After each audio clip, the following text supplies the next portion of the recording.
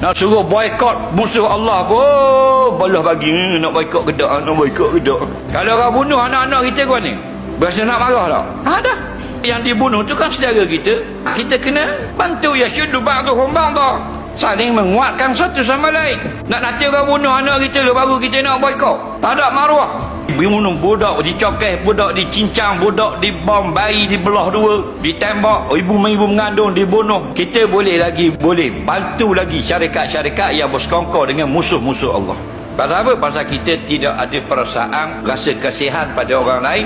Kita hanya pada perasaan pentingkan diri kita saja. Betul tak? Selfish ni ahli neraka. Orang yang penting diri.